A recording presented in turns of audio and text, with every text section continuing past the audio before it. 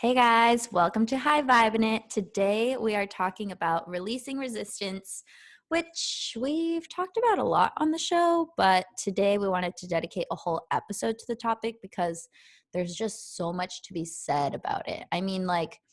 We love teaching you guys how to manifest your desires, how to get into alignment with them, all that jazz, and there's a lot to be said about setting your intentions and making vision boards and calling in what you want and being really clear, and that's all great and dandy and we love it. But the reason why most people aren't getting what they want as quickly as they want it is not because they're not doing that or not because they're doing it wrong, but it's because they're carrying resistance, and that's blocking the manifestation from coming faster, regardless of if you're doing all that other stuff. So that's why this is really important, and we want to give it a whole hour today for you guys. And yeah, releasing resistance. That's the topic. I'm Kelsey Aida, by the way. I'm an inspirational blogger and author, and I love geeking out about manifesting and helping you guys manifest your desires. And I have Miss Lindsay Robinson here, my favorite bestie slash co-host slash hypnotherapist. I was going to say extravaganza, but yeah, you're not an extravaganza. You're an extraordinaire. I'm an extraordinaire. Yes. Hi guys, Lindsay here. As she said, I'm a hypnotherapist, success mindset coach.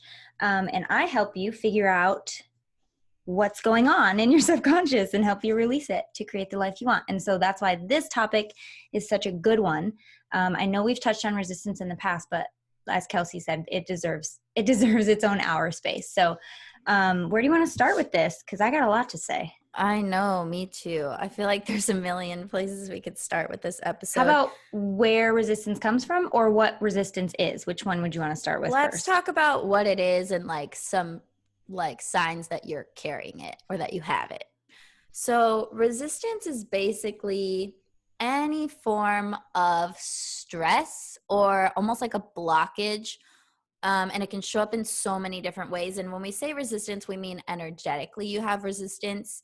And that's why your creations are not coming in fast enough or as quickly as you would like, or they're not coming at all, or you're getting the opposite of what you want or whatever.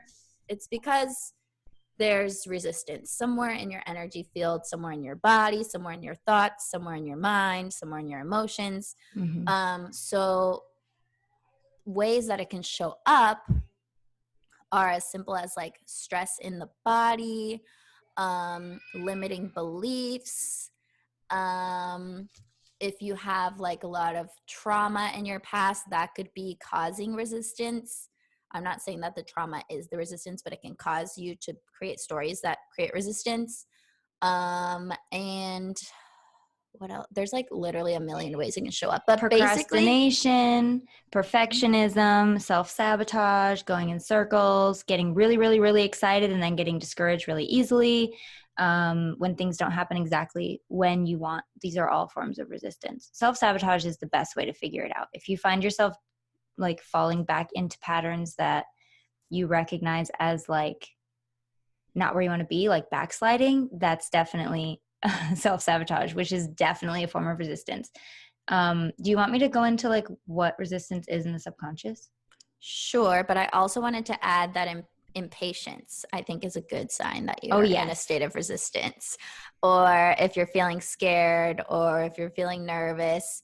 So before you dive into your subconscious definition, let's talk about what it looks like when you're in a state of non-resistance so people can see the contrast. Oh, I love this. So a non-resistant state would be when you're feeling open, when you're feeling in the flow, when you're following your intuition, when your body and nervous system is relaxed, when your thoughts are relaxed, when you're trusting your life, when you're being open, when you're creating from a space of like fun and not a place of like desperation or need or lack.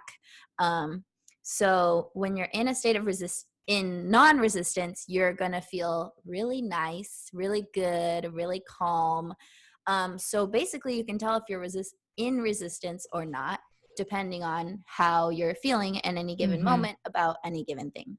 I think the biggest thing for me when I know that I'm in a non-resistant state is when I feel super connection to like the universe and my guides. Like if I know that they're with me, if I know that I'm being heard and seen by them, because it's this blanket statement, like, you're always being heard and seen by your guides, but you don't always feel that way. You don't always feel like you're super connected. So when I feel that, I know like, oh, okay, I'm definitely on the right track. I'm definitely in the space of allowing and least resistance. And that's where you definitely want to be. Does that show up that way for you as well?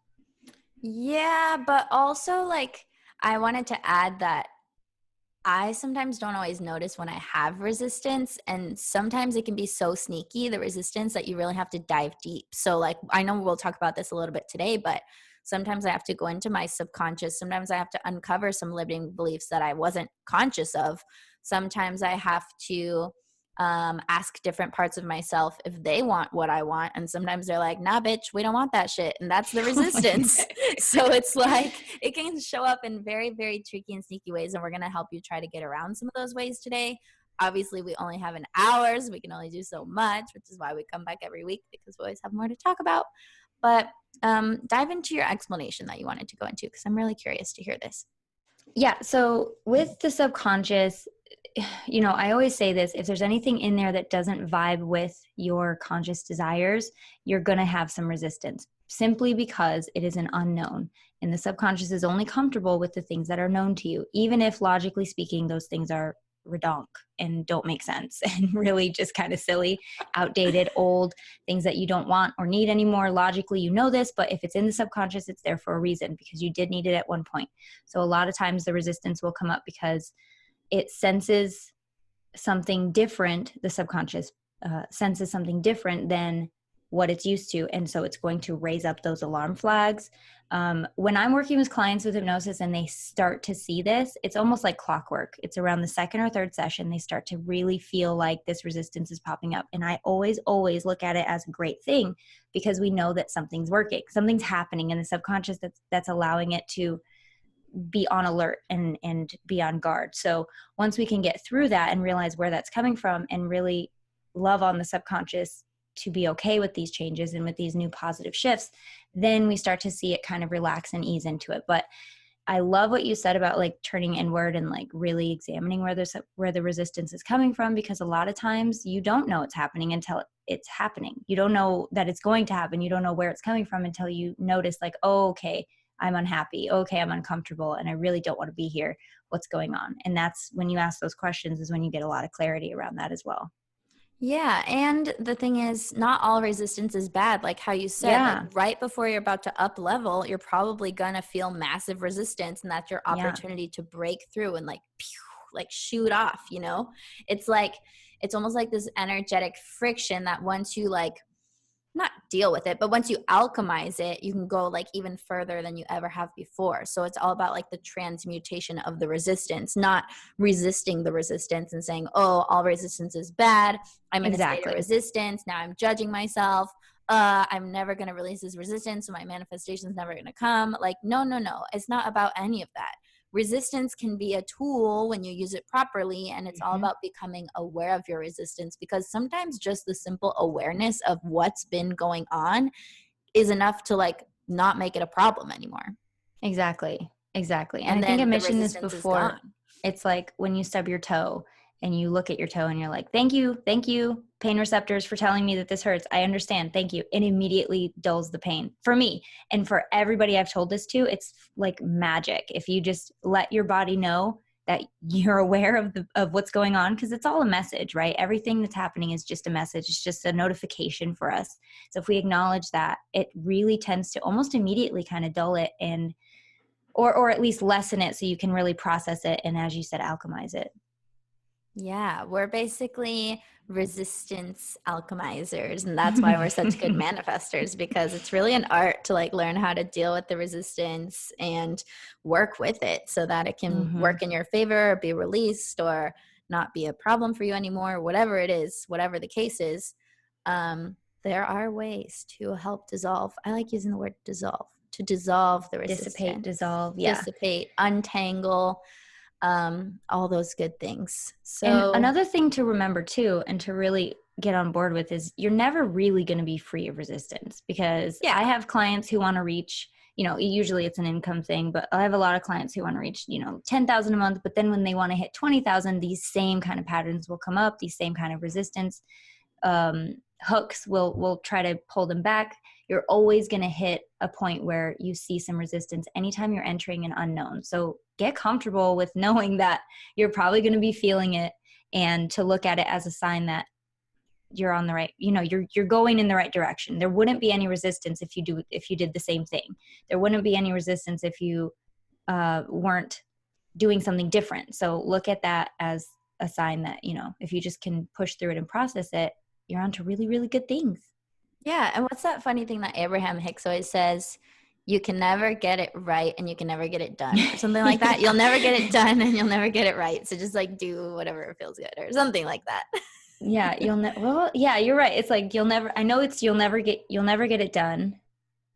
There's never going to be no more work to do in this arena. You're always going to when there's find no a more new work, level. You're always going to find a new resistance. You're always going to have a new desire. And that's the whole thing about expansion and growth. There is friction in the process. It's part of the natural process. When the work is done, you're going to keel over and die. That's usually when the work is done, is about when you die. And then you're probably going to reincarnate and come back and do more work. So it's never done. It's never, ever done. It's never done. So just enjoy the ride. Yeah. Love it. Yeah. So look at this. I always look at it as a good thing. Have you ever had a situation, Kels, where you recognize the resistance as a negative or something that you don't want in your life? I mean, nobody wants to feel it, but yeah, I feel like that a lot. Like if I look at areas of my life and things aren't happening in the way that I want them to, then sometimes I get a little judgy of myself. I'm like, man, it's just because all my resistance. This is so lame. It's holding me back. Like it's easy to get into that mindset. But then once I work through it, I'm like, oh, that was just an invitation to do more personal development. That was just an invitation to do some more work. And then I clear it. And then all these things start flowing and I'm just like, wow. What a great word. Energy is crazy. Yeah. What a great word. Invitation. That is such a cool perspective shift. I always say opportunity, but invitation is almost better than opportunity. Invitation is like luring you. The universe is inviting you with love to this VIP party that is only the life. Highest levels can go. Yeah, exactly. Yeah. The VIP party is your best life once you work with the resistance and dive into your shadow, as they say. I mean, a lot of people would just say that's the same as the subconscious. It's the unknown, right? What you don't know that you don't know. That's all in your shadow. And then you shine a little flashlight on that shit. And then you're like, I see it now. And then it's not a problem anymore. I see you. I ain't scared of you. I see you. I ain't scared of you. Love it. Yeah. So let's get into some maybe like a personal example and an exercise that like something that you did recently, or I can talk about something I did recently where there was like resistance and we worked through it, or we like identified it. Oh my God. Let me tell my story first. This could not be more perfect. We talk about divine timing. Jesus. Okay, go ahead. Okay. So this is not super recent, but it was a while ago. And I remember I have two different stories I could tell. I'll tell the love one. I know a lot of our listeners trying to manifest that love in their life. So a while ago, before I met my boyfriend at the time, like days before I met him, I was like really trying to manifest this partnership and I was really excited and I felt like I was all on board. Like I was like, yes, I want this. Like there would be no resistance, of course, because like I want this. But then it like wasn't happening. It hadn't been happening. And I was like, okay, there's got to be something here. So I dug a little deeper and I asked all these different parts of me. Well, I didn't ask them individually, but I basically posed the question in the form of a journal entry. Like, is there any part of me that's not on board with being in a partnership? And then it was like all these parts started raising their hands. Like single Kelsey, who's like living her life, was like, yeah, I don't want this. I like being alone. I like having time to myself. I like not having to answer to anyone. I like not having to text anyone all day. I like just being free, like totally free. Like I'm digging this freedom. I haven't had a lot of it in my life as far as adulthood and relationships go. So like, let me live. That was like single Kelsey. She was like thriving in the moment and she didn't really necessarily want a relationship. So even though that doesn't seem like bad or wrong, it's a form of resistance when you look at it from the perspective of it's stopping me from manifesting this partnership that the majority of me does want, right? So that's a really, really cool question you can ask yourself is,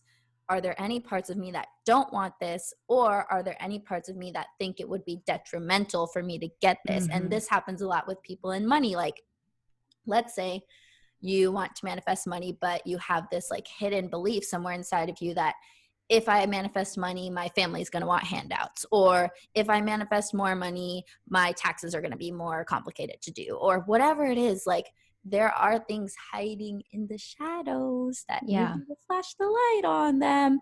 And by asking, are there any parts of me that don't want this? Are there any parts of me that think this would be detrimental in any way? That's a Yeah. really good way to do the shadow work and see the resistance for what it is, and then be like, oh, all right. And then you just move on. And another way to reframe that question is if you feel called to. Like, I think those are great questions, but a lot of times what feels better for me to say is, why would this be unsafe? Because I'm always speaking from a subconscious point of view, or I try to. I can't go back to the days when I didn't know that the subconscious was the ruler of everything. So I have to ask that, why would it be unsafe for me to have this relationship or this paycheck every month or whatever it is, this client load, whatever it is, and really get a lot of clarity and wisdom around that. Yeah, I think that's amazing. Unsafe is a really good word because and another one, why would it be safe for me to try to reframe that? Like, okay, we know all the unsafe reasons. Now, why would it actually be safe? And then you're actually giving those suggestions to the subconscious mind. Sorry, I interrupted you. I love that you said unsafe, and that's super helpful. And also, that's like step 1 and step 2 that you just offered. Step 1, realize the resistance and don't judge yourself for it. That's important. Step 2, kind of reframe things in your mind, get the juices flowing and shift that perspective. So now that the resistance is kind of gone, you can replace it with something better that's actually going to help you magnetize in your goals and your dreams. Exactly. And writing down these things, when you're writing down the unsafe or are there parts of me that think this would be detrimental? If you're writing this, like Kelsey said, as a journal entry, you are releasing that stuff in a small percentage. And you're actually doing the work of releasing just by writing it down and releasing it mentally. You're actually releasing it emotionally as well. When you actually write in what is safe about this and rewriting that kind of stuff, you are giving yourself subconscious suggestions, which means you are putting in new knowns and new information that it can more easily get on board with in terms of where you want to go. Does that make any sense, what I'm saying? Makes a lot of sense. Okay, good. So you're releasing when you write it down, something you want to get rid of, and you're actually putting it in the subconscious, because the handwriting is a direct line to the subconscious mind. I've said that a million times. It's absolutely true. So I think this would be before I get into my story, which is, Yes. I don't know how much I want to share of it, but I will. I'll be brave. We need to talk about our first sponsor, which is always really exciting. So our first sponsor of today's show is LinkedIn Talent Solutions, aka LinkedIn Jobs. And what they do is they screen candidates with hard and soft skills you're looking for. It's a way to get people on your team. It's a really great resource to hire people that are perfect for the position that you want, so you can hire the right person fast. They have people in there for like collaboration, creativity, adaptability. LinkedIn looks beyond the work skills and puts your job post in front of qualified candidates who match your business requirements perfectly. So they make your job posts really, really seen and by a lot of people. And if you guys want to take advantage of this, then we have something really special for you. You go to linkedin.com/VIBIN. So that's linkedin.com/Vibin, and you get $50 off your first job post.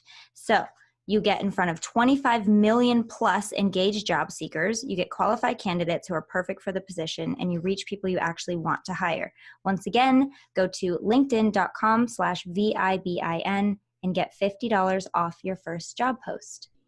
Yeah, LinkedIn is great because even if that person necessarily isn't looking for a job, but if they're super qualified for the position that you want, they'll probably still find them, and you could try and snatch them away, you know? Yeah. This asset on my team. I need them. Asset, not ass. I heard ass. Oh, I said asset for sure. Not ass. So yeah, linkedin.com/Vibin. That's the place to go if you need to hire. We always have the best discount codes for you guys.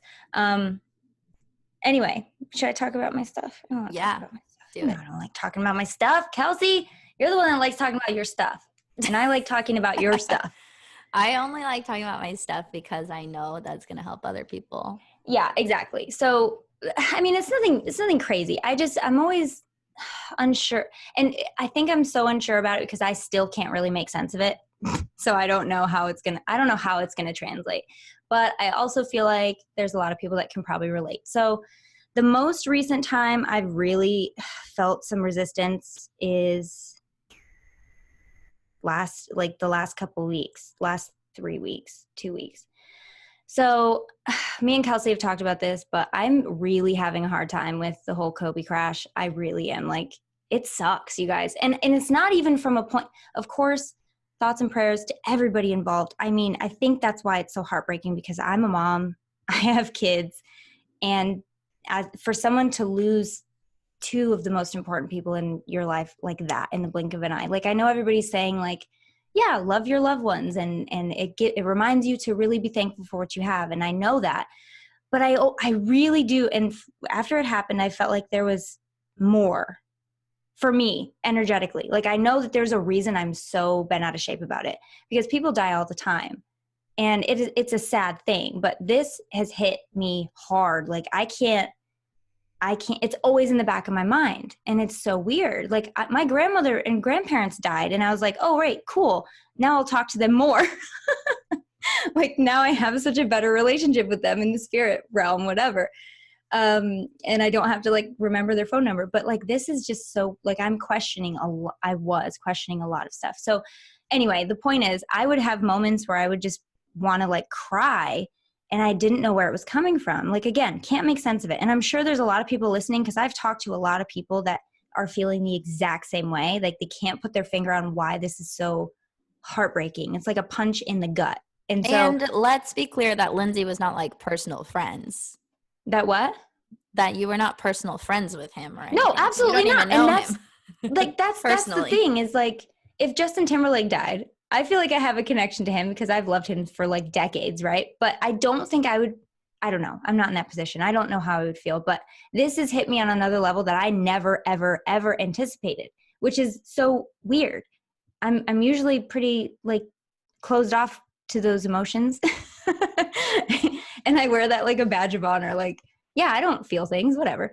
But no, and I was just really thrown for a loop. So I would find myself, like, on the verge of tears, like crying randomly in front of my children. And I'm like, what is happening here? It's not like I'm on my period. It's not like I'm, like, pregnant or, like, supposed to be super hormonal. What's going on? So I gave myself the space to really go have some time alone and really just let it all flow through me. Kelsey, you are an expert at this. And I took a page out of your book, just like, don't try to stuff down those feelings, feel them and see what happens, feel them and see what happens.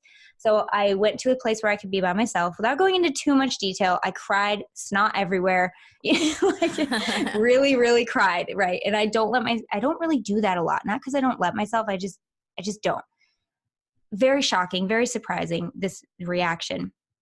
And so I found myself having thoughts that really gave me a lot of clarity. And one of those thoughts was, to put it in English, and at the time it's just a feeling, but what I was feeling was, I was always super comfortable coaching people through things that I had personally never been through, but felt like I could help them with. And I was always comfortable giving them the best advice and, like, all this insight and clarity and great wisdom. And they've all been very, obviously helped people, and they've been grateful for it. But in that moment, I was like, I don't know shit. I don't know crap about grief, about losing somebody like that. And so I think part of my shift energetically, and I think a lot of people are going through this right now with, I think Kobe and everybody on that helicopter was a catalyst for this shift on the planet right now. Like, I really feel that to my core. Like, some stuff's happening to us. We're waking up. We're becoming more like, okay, I can't stay asleep to this anymore. And part of it for me was, I can't stay asleep to the fact that there's a lot to learn. I'm really good at being like, yeah, I'm the best, whatever. I'm really good at this, but there's a lot for me to learn. And I'm so happy and open to learning as much as I possibly can. And the other thing that came up was, there's a void on the earth right now, energetically. He was such a magnetic force and such an electric like an electric energy, that there is definitely an energetic void on the planet. And I think that part of our journey now is, one, healing from that. Number two, filling that void with what we can do to make ourselves the best, and really rising to the occasion of, what do I want out of life? Life is fleeting AF. Like it will go away in the blink of an eye. Nobody is immune. And I think that's part of the lesson here. And I always try to look for the good in stuff. I was very like great and settled and okay with my convictions and what I believe. But this really got me like, but really though, like really was it his time to go? Like really did he sign up for this? Because, you know, me and you talk about this, like we have a general idea of how we're going to go, and not now, but like before we come to the planet, we make agreements and we make contracts and lessons to learn. And this is the first time in a very long time where I'm like, maybe it wasn't.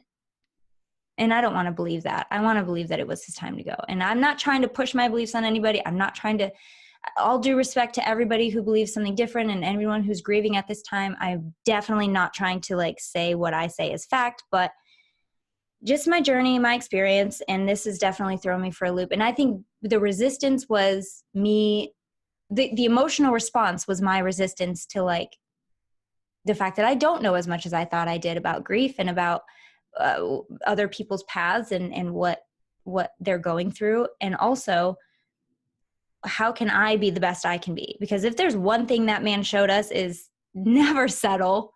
We have one life to live. We have only a few rotations on this planet. So make it the best you can make it and do the best you can do, and don't settle for anything less. And I thought I was good at it, but apparently there's room for improvement. Anyway, that was a long story. There's always room for improvement. And thank you for sharing that, because that's like a super vulnerable share. I know, especially for you, because you For don't like me, talking it about is. these things. So I'm really proud of Definitely. you as your friend. And also, I just want to add that, like, to summarize your story, here's what I'm gathering: that you were really in resistance to the whole thing happening because it bothered you that you felt like you didn't know everything anymore, and that life is scary and fleeting and fragile, and that if that can happen to him, that can happen to anyone, and that maybe there's a part of you that feels like you haven't been able to speak from experience when you're helping people, and that bothered you. So now once you saw all of that and you were like, it's actually okay that I don't know everything, there is room for improvement, this is part of the human experience, the more I experience, the more I'll be able to help people on a deeper level. Now you're feeling better, even though you still have some of those feelings. You're not in resistance as much to the feelings. Exactly. The next day, and another thing too that I want to mention is not just the fact that like I have more to learn and all this stuff, but it was also like it was a lesson for me, because I was because I couldn't make sense of why I was so sad. I was telling myself that it was unreasonable. And me and you talk about this all the time. Like, feel what you feel for a reason. You wouldn't feel it if it wasn't for a reason. So don't ever apologize for how you feel. Don't ever try to validate or make sense of how you feel. You feel that certain way for a reason. So that's what you need to figure out, is where is that reason coming from? And so because I couldn't make sense of it logically, I might have saw this guy in person like one time in my entire life, because that's just what happens when you live in LA. You see people, and I'm pretty sure I've seen him in person one time, but I didn't know this guy. And so I was like, what right do I have, to feel this way, which is ridiculous. If you feel that way, it's for a reason. So allow that. So it was a good lesson for me. And also I think, we talk about the collective. I hate the word collective. I don't know why. It's a trigger word for me. I don't like it, but this has been one of those situations, and maybe that's part of my lesson too, is I've become very much aware that we are all connected, because I guarantee I'm picking up probably still the deep, deep, deep grief and sadness that's been left on the planet by this passing and by what the event that happened. And so, I mean, there's so many, as we know, all these lessons always come interwoven with like 20 different like little snippets of a lesson. But I think that's one of them too, is like, I tried to invalidate my feelings and stuff them down and be like, that doesn't make sense. So what right do I have? Which is bull crap. So I let myself feel it, and I got so much clarity around why I was feeling that way. And so once I let the resistance like flow through me and allow it to be released, I can definitely think more clearly about the situation and not break down in front of my husband So and my let's give children. a metaphor. So Yeah. when you're having these emotions that are strong, they're like a river, right? And if you are in Yeah. resistance to them and you're like, I don't want to feel this way, I shouldn't feel this way, it's not okay to feel this way, I don't have any right to feel this way, this doesn't make sense that I feel this way, any type of resistance in that way, you're going to block the river. Exactly. So it's not flowing anymore. Your energy is stuck. It doesn't matter if the emotion is labeled as negative or positive. It doesn't matter if the emotion feels good or bad to you. Like if you're blocking any type of emotion, you're in a state of resistance. You're Yep. resisting that emotion. Yep. So that's why I get kind of upset now when people are like, oh, you have to feel good all the time to manifest. No, you just have to feel all the time to manifest so your Yeah, river can flow, so the exactly. energy can always be new, so the river can go downstream and you can just float in it instead of trying to push it with all your might against this like raging water. Like you're Yep. not strong enough to sustain that. You can't be in a state of resistance forever. It's not possible. So you might as well just surrender to whatever's going on inside of you so that it can flow and then your energy can flow and then you're not in resistance anymore. And even if you feel bad, you're still letting energy flow. It's still productive. Yeah. And that's exactly how it felt too. Anytime I really just kind of surrender to the grief or the pain or the sadness or the any kind of negative feeling, anytime I surrender to the feeling, it really does truly feel like a clean flow. It's like cleaning out the gunk, when you like you're Yeah. cleaning a pipe or something. It's just like all this stuff is stuck to it. And then once you allow it to flow, it's just like clean and pristine and shiny and new. And you feel like you've hit the reset button a little bit. And it feels Yep. good. Yep. And speaking of resetting, let's talk about sleep and REM rise. Everybody knows that the quality of your sleep impacts your whole entire life, from how you feel to your performance at work and in the gym. Basically, every aspect of your life is going to be either positively or negatively affected by how good your sleep is. Existing sleep aids aren't very effective and make you groggy in the morning, and nobody likes that. So you need a natural solution tailored to your specific needs. And that's why Lindsay and I have been using REM Rise, and we really love it. It's a personalized sleep solution that uses natural plant-based formulas to help calm the mind, relax the body, and get your circadian rhythm back on track for a better, more restorative sleep. It's a drug-free it's drug free with no groggy side effects in the morning. All you have to do is go to getremrise.com/Vibin and take their free sleep quiz. I took the quiz and it gave me this little profile that I was like on all the time because I have general anxiety and that's just like how it goes. So then my herbal friends, as I like to call them, the plants that they like assign to me, are all to help my mind shut off so that I can sleep better and longer and like in a more deep sleep where it's actually working to restore my body and not just like a shallow sleep where you're just going through the motion of sleeping but you still wake up tired. So I know that on days when I use REM Rise, I sleep like a rock and then I wake up and I'm like ding, ready to go the next morning. So it's really been helpful. Do what I did. Check out REM Rise today. Go to getremrise.com/Vibin. Take their sleep quiz, and when you sign up, you'll get 25% off your first month of REM Rise. You won't find an offer like this anywhere else because we love you guys, so we get these for you. Get 25% off your first month of REM Rise when you sign up at getremrise.com/Vibin. That's getremrise.com/Vibin. Yay. Remrise is Yay! great. And it actually is like so easy. Like I've tried those like teas before and you have to sit there and drink the tea and And this then is you have like to so pee a easy. bunch. Yeah. Yeah. You get up in the middle of the night and it Yeah. totally defeats the purpose. But Yes. yeah, this is so easy and it just works so well. I love it. All right. Where are we going with this? Let's We see. need to talk about, well, we don't need to do anything, but we would like to talk about releasing resistance. So do you have any like exercises or practical tips or ways that you work with clients to do this? Like speak to that maybe. Well, what we've talked about, journaling is a great one, really diving deep and figuring out where it's coming from. As you said, once you've acknowledged the notification, once you've like heard the message, it tends to my job is done and now I can maybe be released a little bit. But if you still find stuff cropping up and you've done the inner work and you've really figured out where it's coming from and it's still not going away, then I would really suggest some meditation or hypnosis and to really work around it. And that's what you're talking about, right? Like doing the hypnosis around it, what I would do? I Just so mean, I'm clear any on the tools question. that are Okay. helpful So, about releasing resistance. okay.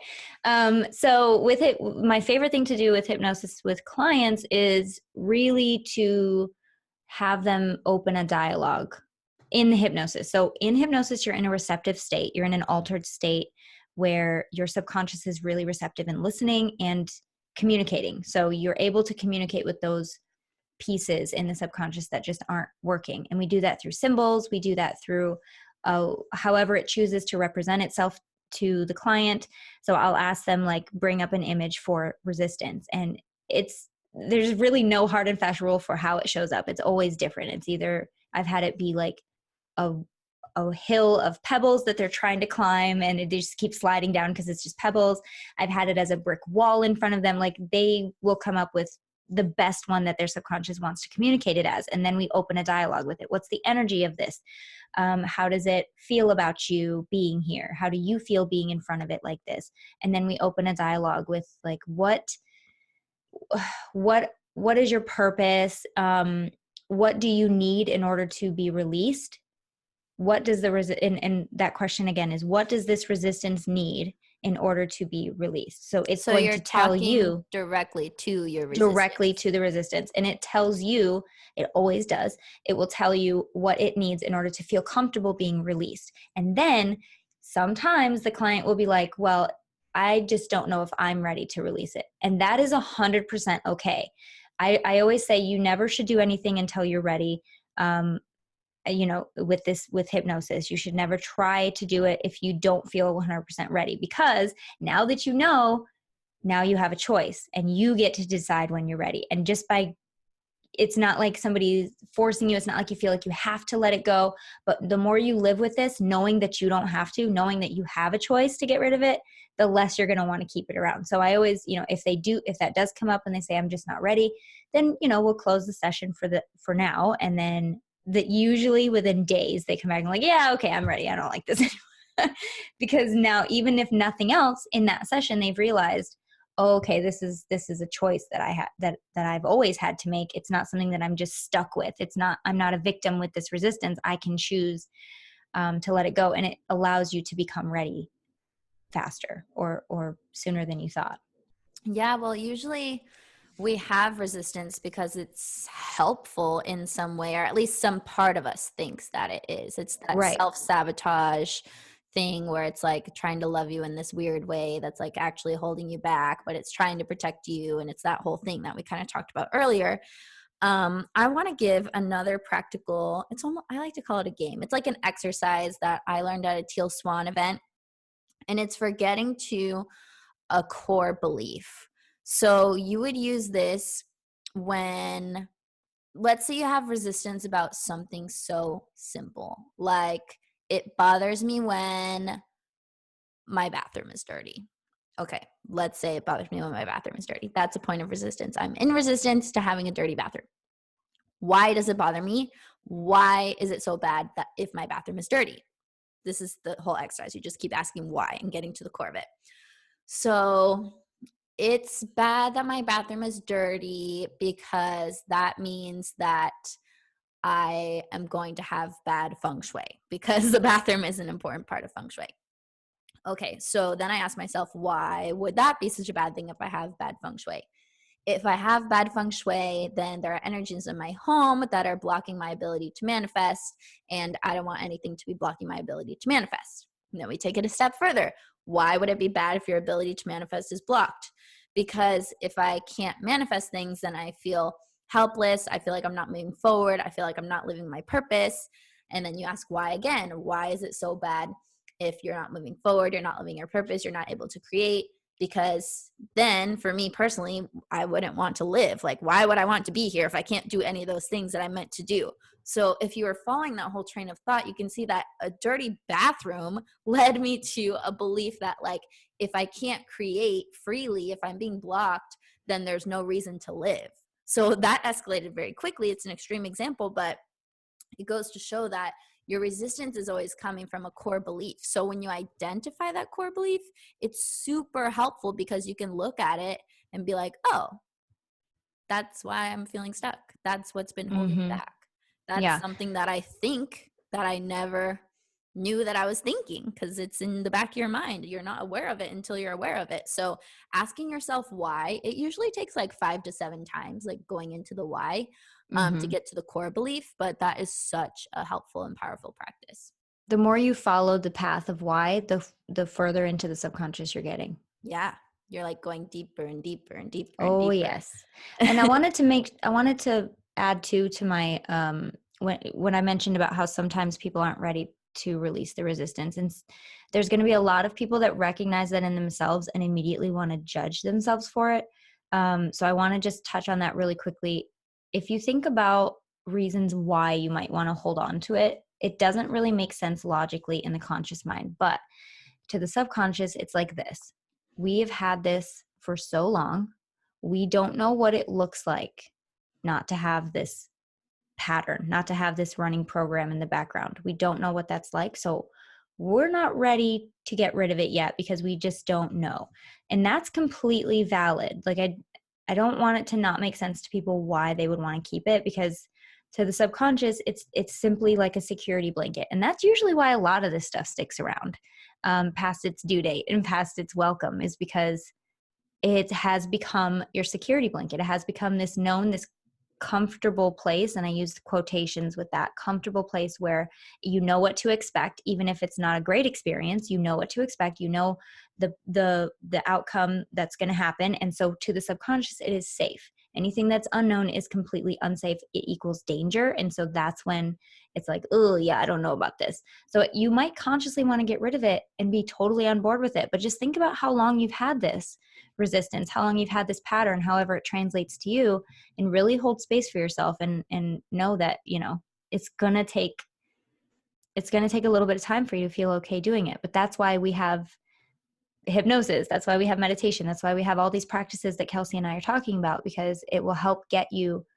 comfortable moving forward and Yeah. releasing it. A little bit of self-compassion and a little bit of patience with yourself will go a long way on your journey here Mm-hmm. doing this type of work, because it's going to be Absolutely. easy to judge yourself, and then you're just creating more resistance unnecessarily. Like that's not useful, like, in any way. Exactly. So let's drop the judgment. That's one way to release resistance. And speaking of that, I want to talk about using acceptance as a means of releasing resistance, because Mm-hmm. a lot of times I feel like we talk about resistance like, oh, we're resisting the thing that we want. But oftentimes we're actually not resisting the thing that we want. We're resisting where we are right now. We're resisting our present experience, which is why we want that thing so badly. We want it to Yep. save us from the now. We want it to save us from our poverty, to save us from our loneliness, to save us from our stress. And that's just not how it works. So using acceptance as a means of releasing resistance looks like this. Let's say, going back to like the single slash partnership example, if you're single and you really hate it, then you're in a resistance to where you are right now. And that's not going to help you to call in a partner, because it's still resistance, even if it doesn't have to do with the partnership. Is that making sense? Absolutely. So what you could do is find reasons why it's okay to be single. Find reasons to enjoy your life right now, even though you don't have Yeah. what you want. Like, oh, the benefits to being single are this, this, and that. I actually do really like this part about it. This is actually kind of nice. I don't have to worry about this. It's okay. It's not going to last forever. Like, it's just even saying that affirmation alone, like, it's not going to last forever. Nothing lasts forever, is so comforting. And it's such a Yeah. good way to start accepting where you are, so that you can unblock the channels of resistance that are inside of you to let your manifestation come in. So look for the resistance to where you are, because that comes up a lot more than you would think. Another really cool I love that.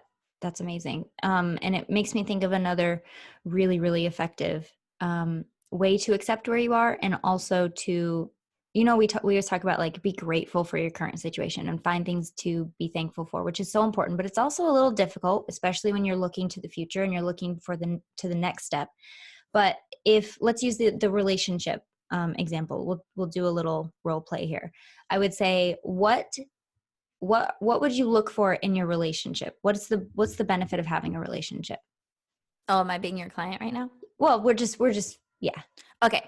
For me, the benefit of being in a relationship would be that I won't feel lonely, would be that someone will help take care of me, somebody will spend time with me, XYZ. Okay, so let's go with the loneliness first. So you won't be lonely. Where else could you find that feeling of not being lonely? Mm, I feel like connected with other people when I take like a group class like yoga, or if I hang out with my friends, or when I'm petting my dog. I don't really have a dog. I'm just making all this up. Yeah. Um, things like that. Okay, so what we're doing is and we do this a lot with like smoking cessation. That's like probably the number one place where we use this. Like, why do you smoke? Well, I go outside to get some fresh air. Okay. So you get a break. So give yourself a break. Just don't smoke cigarettes on the break. Actually breathe in the fresh air.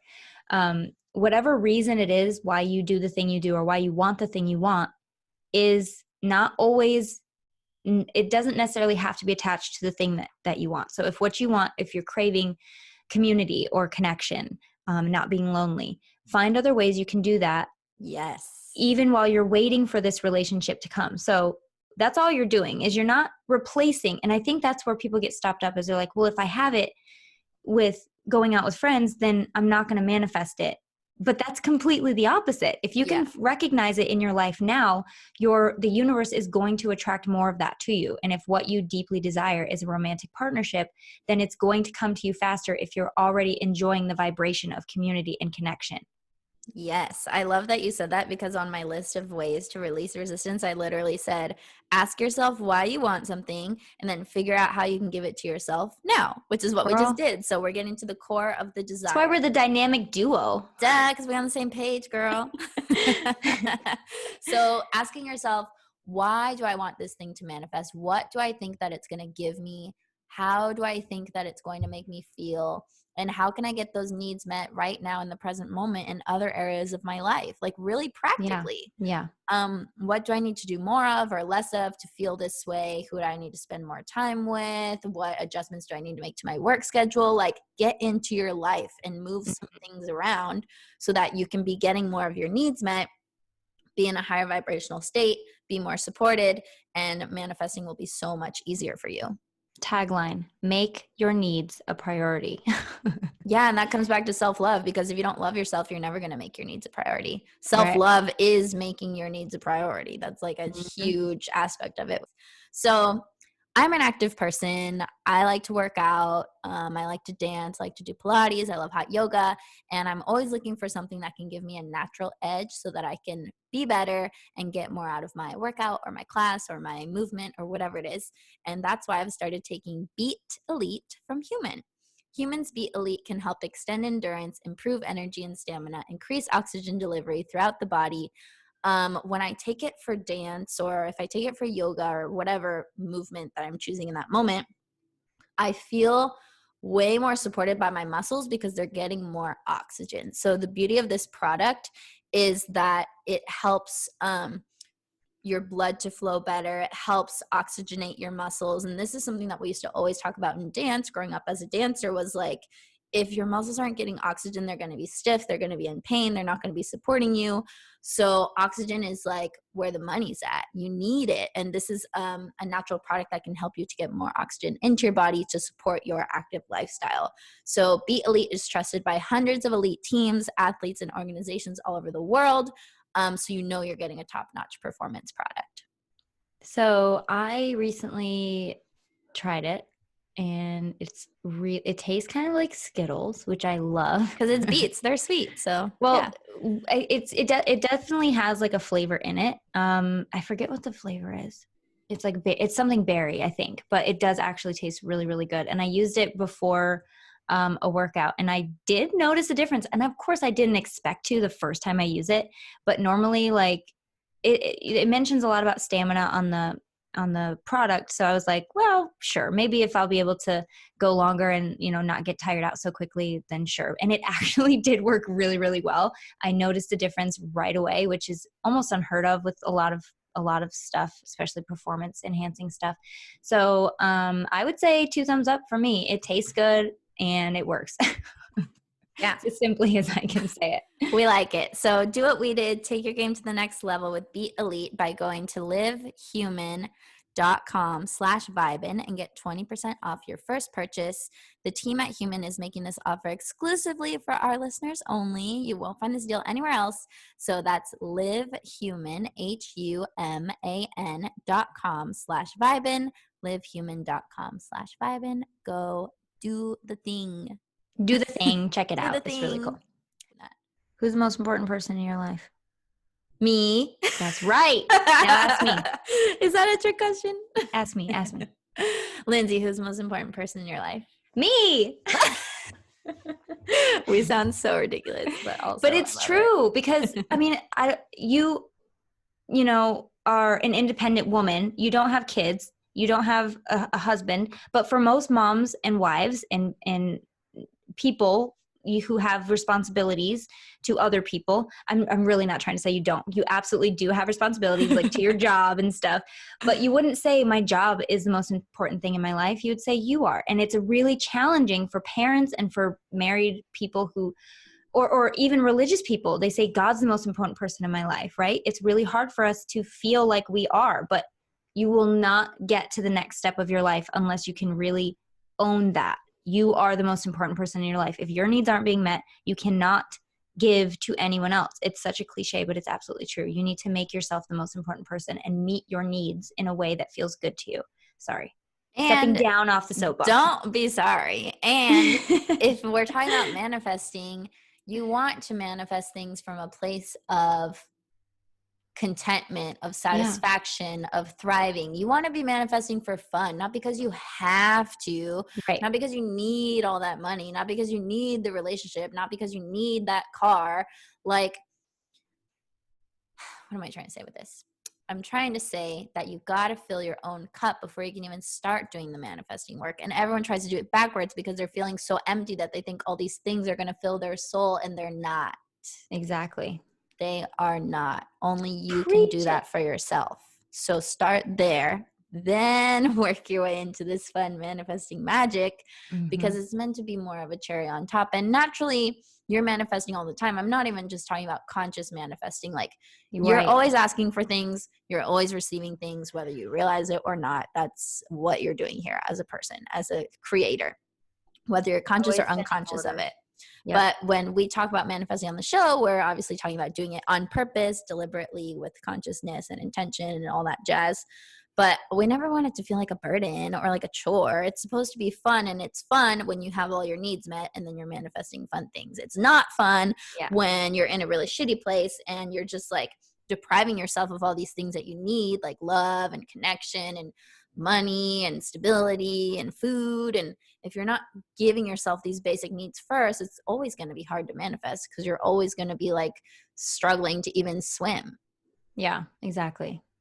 So how do we want to leave these wonderful listeners? What do we want to leave them with? Well, we never want to leave you guys, but we'll be back next week.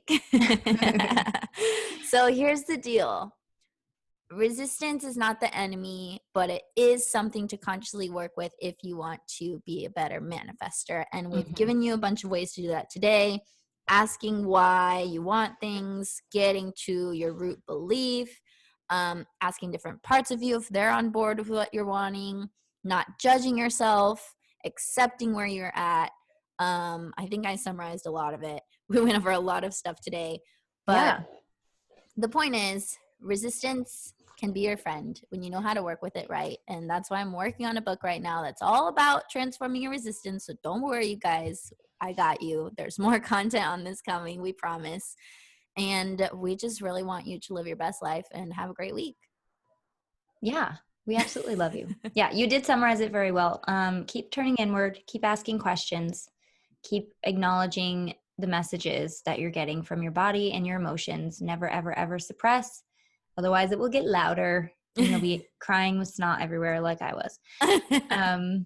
Yeah, anyway, we'll see you next week. Subscribe to the show wherever you guys are listening, and we'll talk to you later. Bye. Oh, and become a Patreon. Patreon.com/highvibe. Learn how you can support the show and get bonus content. And prizes. Okay, really, bye.